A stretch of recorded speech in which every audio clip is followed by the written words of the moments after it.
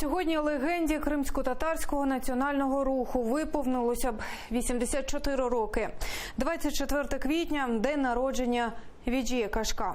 Вона була однією з найяскравіших діячів національного руху кримських татар. У 10-річному віці пережила депортацію, а наприкінці 60-х років її родина повернулася до Криму. Проте після цього їх ще двічі депортували з півострова. Наприкінці 80-х, коли кримські татари масово поверталися на батьківщину з місць заслання, Віджія Кашка невпинно допомагала співвітчизникам. Після окупації Криму Росією Віджія Кашка активно відвідувала судові засідання щодо кримських татар. Вона одна з перших прийшла під стіни телеканалу АТР, коли окупанти заборонили мовлення першого кримсько-татарського у Криму. Віджія Кашка померла торік, 23 листопада.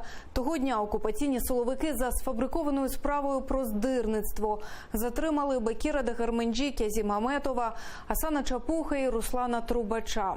А з ними була і Віджія Кашка.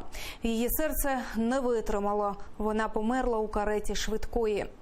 Крим – батьківщина для цієї тендітної, але надзвичайно сильною духом жінки, були сенсом життя. Ми не повинні нині розділятися. Хтось думає про роботу, хтось турбується про здоров'я. Ні. Ні, народе, не це наше завдання. Найважливіше для нас всіх – це батьківщина. Для всіх нас батьківщина одна. Батьківщина не продається. Народ не продається.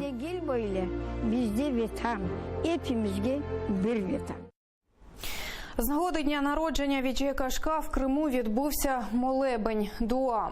Крім того, згадав